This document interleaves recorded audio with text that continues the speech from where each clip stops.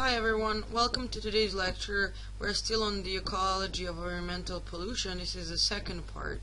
And as I mentioned in the previous presentation, when we were talking about the pollutants in general, now we're going to talk about consequences and what can be done to prevent and protect from their side effects. My name is Divna, so let's start. Before we start actually with all these topics I mentioned for today's lecture, I just would like to stress these two types of pollutions, as I told you in the previous presentations, that they deserve a special attention because sometimes they are considered as one of the pollutants, but sometimes they are just a type of a pollution. And I would like to consider them as a type of pollution, but why I believe they deserve special attention, because they are actually, we can say, modern day type of pollution, even though they exist for a long period of time. It's just recently happened that scientists started paying attention to it and their effects to surrounding, to animals, plants, and other living beings on this planet. For the beginning, light pollution, as you can see, is a type of pollution which considers an excessive or unwanted level of light in our surrounding, and it can affect life on Earth in many ways. Just an example to give would be birds, which fly at night and navigate. They used to navigate through stars as a main source of light at night, but now, since we have all these huge night lightning of the cities, they're getting confused, and there are many reports on a huge number of birds, the pods, which ended up in a wrong place somewhere in the city, crashed down to the ground or some source of light, because they got confused with the source of light, of artificial light, towards the natural one as stars. It's important to think that bodies are made to react on source of natural light as sun. So our physiology as humans, but all the other creatures as well, they have specifics of behavior and physiology that reacts to the sun, and they divide the period in which there is a sun, so day, or where there is no any light sources, as night. But now, since we have all these huge light sources all 24/7, our bodies and bodies of all living creatures are getting confused, and that's why it's source of number of illnesses with humans, the disrupted hormonal, as we mentioned, circadian rhythm, heart diseases, and many others, next to the really direct ones, as I mentioned, birds, or for example hatching of little turtles, which are guided by the horizon as they hatched at night. So horizon is the lightest point. They're going towards it into the sea, where they're supposed to live for the rest of their life, but now they have this source of light, and from going from the other side, which is brighter, right? So they end up in the city, they get hurt and died, and so on. Many reports on those kind of accidents. But the good thing is it's doable to prevent, and it only takes a bit of attention and a bit of mindset to solve these kind of problems. And you can see these two videos. I put links to the YouTube ones. They're pretty nice, so if you're interested more in this topic, it's a huge topic, but sadly I don't have enough time to talk about it. But if you are interested, you can definitely find really nice stories about topics on YouTube. I just gave an example of video, but you can definitely find much more. The other problem is noise pollution, and even though we have some kind of sound source 24/7 in our life, when it reaches bothering point, it's when it's considered to be a pollution. In the city, we get really used to all this level of pollution, of noise, but even though it's above the critical point that our bodies are prepared to intake, so we are used to it, but it doesn't mean it's not hurtful. It's our body's adaptations to survive. There are really obvious, quoting obvious, because the trouble with these two pollutants is they are not really visible, and they're effects are visible only after some period of time, so they're not so stressed.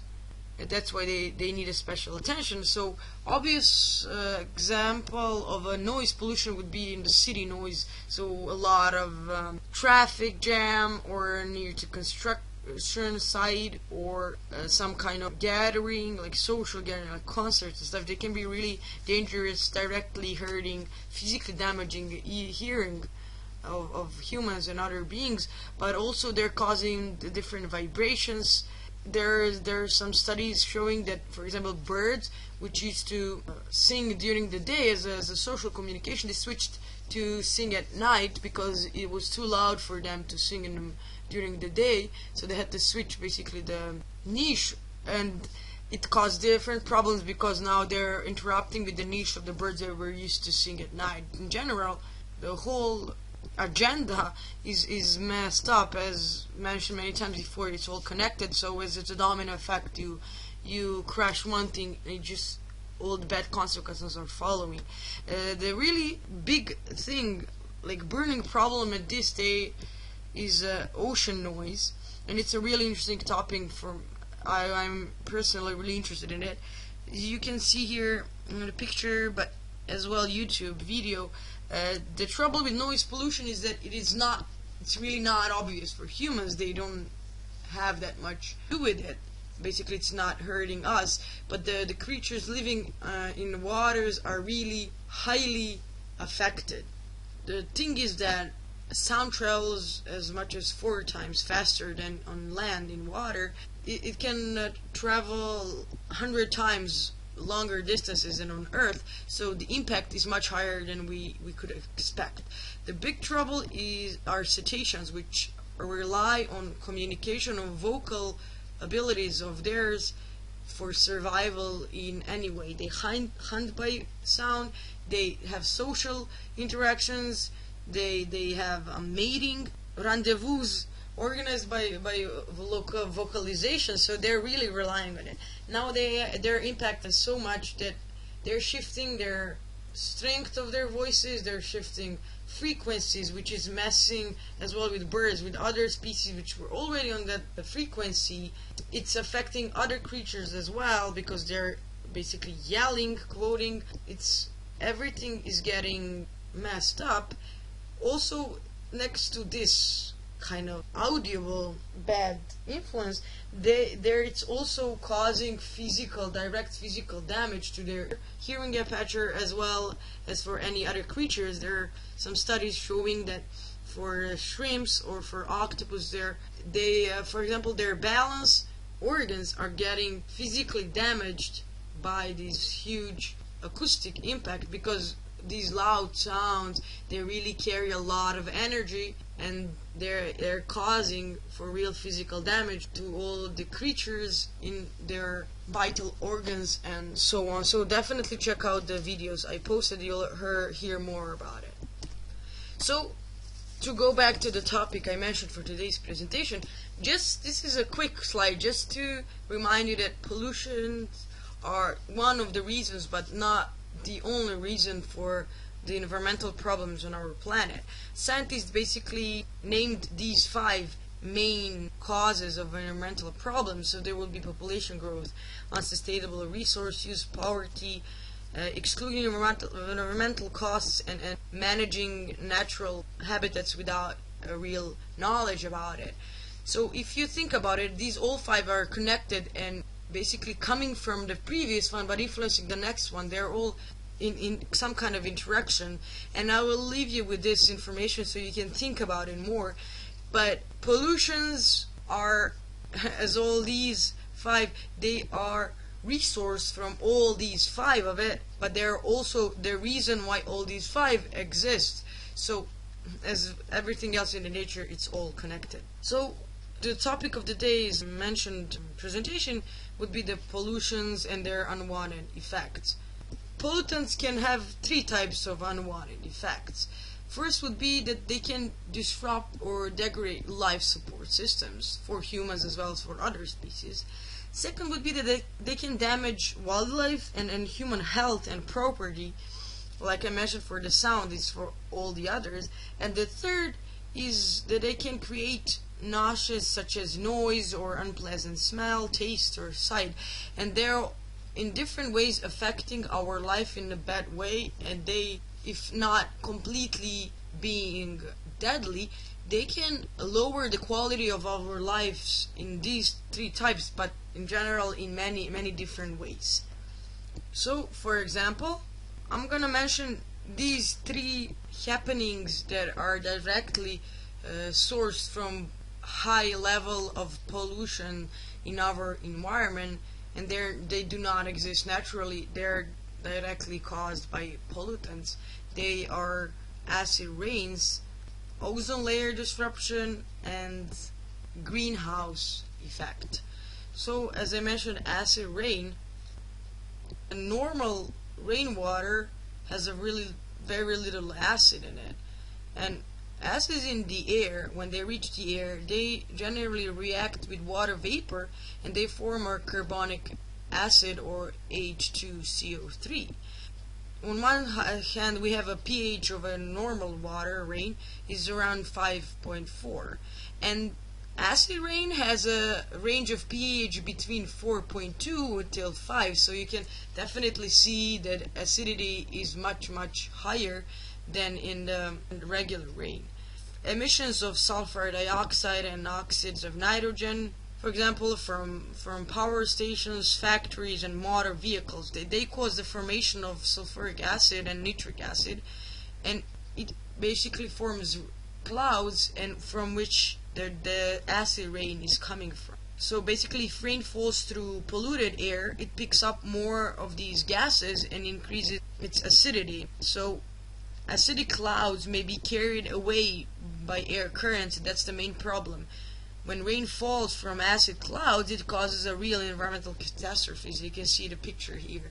The trouble is with the clouds, because they travel long distances, so even though the source of sulfur is the power plant, I don't know, in Canada, they can easily reach United States because the rain can end up there or anywhere further than that, because they flow with the air and rain goes through the clouds, through the polluted air, and then it can end up anywhere in the world. And this is the reason why every country must be sensitive to this issue and take prevention measures. Acid rain is carried from soil to rivers and streams and lakes, so as I mentioned, it's really all connected. And the effects of acid rain is greater on the lakes than the river and the streams because it stays there. It increases the acidity of the lake water and the ratio of metal salts, and as a result, natural life is threatened. So of course, your skin reacts on a really little change in the pH. Remember all these commercials for the soap with the perfect pH of your skin. So all the creatures are really sensitive to pH. So imagine if you change the pH for the whole number, the whole life in the area or water area is getting really disrupted and causes catastrophes. You can see the picture. Basically, it burns alive everything that it ends up on. So in this picture, you can see the polluted air and the sulfur and nitrogen oxides are reacting with water vapor. Polluted air is organized through which rain can fall and end up on the soil, through which it can end up in the river, and it's all really a big circle as everything in the nature. The next environmental catastrophe I would like to tell you about is disruption of ozone layer. So basically, what happens here is that ozone layer is a layer, you probably already know this, but a layer around our planet which protects us from harmful radiation. Ozone is a gas of a blue color, that's why our clear sky is blue. Ozone is a molecule made of 3 atoms of oxygen. At some points you have an oxygen between the O2. If it takes the energy of a light of sun rays, they split. So you have O, single atom of O floating around. And what happens is that sometimes it can clinch to the regular O2 atom, and now you get an ozone O3 formed. The thing is that these O2 to form a O3, they absorb the ultraviolet UV rays from the sun, and this is one way how they affect the earth in a good way, protecting it from the UV rays, which are really sensitive. Actually, DNA is really sensitive to.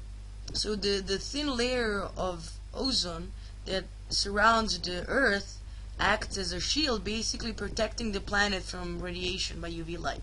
And ozone is present in all the layers of the atmosphere, but is concentrated in the stratosphere. And what happens is that gases that are produced in the Earth's surface, like CFCs, they rise and mix into the stratosphere.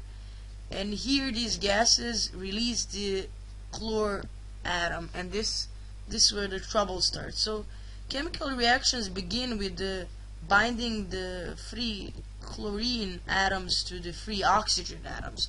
So this in turn causes the new chlorine atoms to be released, which binds to the oxygen atoms. And these chemical reactions happen over and over in a cycle, and after releasing CFCs into the atmosphere, it is impossible to prevent ozone depletion. So you can see the reaction here. Instead of forming O2 splitting in two, so you have an O2 here, O2 splitting in two, forming O3, adding to this regular O2 molecule, you end up with the O3 ozone, and so on. This is the cycle, but what is important is this part. It accepts the ultraviolet from the sun radiation. What happens is that if you have CFCs, so that all these bad exhaust gases from the factories and transportation and so on, they release the chlorine atom, and so instead of O2 or reacting with each other forming O3 and absorbing the ultraviolet, they end up reacting with chlorine instead of the other molecule of O2 forming O3, and so on in the circles. So they're basically getting used, all being chained in this chlorine reaction instead of oxygen molecule reaction, and they're sourcing out all the free oxygen molecules or atoms basically, and that's how the ozone layer, it is anyway thin, and that's how it gets completely sourced out. And you probably heard for ozone holes, that's how they are formed, because there is no more free oxygen to interact. Here you can see a nice example of a hole that is getting bigger and bigger in only 30 years time. The last example would be greenhouse effect. As you probably know, the most of the heat reflected from the Earth's surface is captured by the vapor in the air, and the light that passes through the vapor is captured by the CO2. So water vapor and CO2 in the air retain the heat like the glass cover basically. And these type of gases are called greenhouse gases for the reason their effect keeping the heat in. And this is good because they're keeping the balance of the temperature that living creatures on Earth are used to. Otherwise, if they didn't exist, our average temperature on Earth would be much, much lower. And it's all connected because the biggest source of CO2 is the photosynthesis, and it also is taken by plants for respiration and all the other creatures in the world. So it is important in the levels that Earth created it. It was a nice balance made for a reason, keeping everything in the levels perfect for the life on Earth that existed for millions of years. But at this moment, we have much more CO2 in the atmosphere than it was, let's say, 30 years ago. So what happens is that Earth's surface got warmer for around 0.75 degrees Celsius for the past 100 years, and it's a huge change for the life on Earth because it is not used to those weather condition. Too much of CO2 in the air is retaining much more heat energy than it used to, so the whole world is facing something we know today as global warming. The general temperature of Earth is rising by speed that creatures are not able to cope with. They don't have time to adapt, create adaptations. We are facing a lot of shifts in the planet. They're not really natural. For example, in the sea, it's really visible because in the hot belt area there used to live some types of fish, for example, and they were taking the area of 1,000 kilometers from north to south, but now they can easily seem to the wideness of 2,000 kilometers north south, because the temperature levels in that area are now the same as they used to be in a 1,000 kilometer area 100 years ago, due to the rise of the temperature. On the other hand, species which are used to cold water, they have much less territory they can live in. Their habitat shrinks because the temperature levels they're used to are on a smaller areas, because the whole world ocean temperature is getting higher, so their habitat is shrinked fast, which leads to many other consequences you can imagine. So these are all first steps of consequences we're facing through pollution, which, to be honest, have some unimaginable consequences for sure. We can calculate some, but there is a millions of ways how they can be expressed through nature, which we cannot even predict. As we are already talking too much about this topic, to mention just the prevention and conveyances we can do in our power to prevent this. And it's not so hopeless, even though in the next, let's say, 30 years we are on a breaking point where we have to decide, should we take the more environmental aware system or approach to the earth and the economy, or we're gonna keep the old way, using the fossil fuels, exploiting the natural resources to their limits, and not thinking about future but living only for today. Here you can see some main steps that we can change in our lifestyle and general approach to the economy and treating the planet in this area here. But I would like to say that prevention is basically the most important step, at least for the things we are aware of the effects they're causing. Now we can do a lot to prevent from them to happen. For example, what we can do is that waste from factories should be recycled. Also, in this way we can save the raw materials.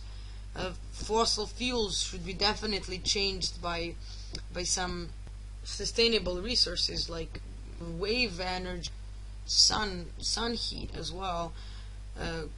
Chimneys of factories and houses and exhausts of cars should have filter devices to reduce the toxic substances of the air. European Union has nice laws on this, how to prevent, but still it's definitely not enough. Few countries in the world have the most percentage of pollution of the world, and they are the countries which should take most of the responsibility, since they're causing most of the trouble. But it doesn't mean that all rest of us shouldn't think of it every day in our everyday life. Like, we should plant a tree, and it should be encouraged around. We should recycle materials, reduce our usage, smarter use of resources. And the most important thing is that everyone should be trained to be aware of environmental problems, and to not to take it for granted, because even though they seem endless, all the natural resources are actually limited. And we sadly had the chance to witness, for example, fish stock crash. And this was just a reminder that Earth is made sustainable for itself, but our human impacts for really a tiny moment of its time had such an impact that all the balance got confused. And this is something we should definitely work on in the future, on prevention firstly, In the next presentation, we'll take a step further and talk about disasters. So stay tuned.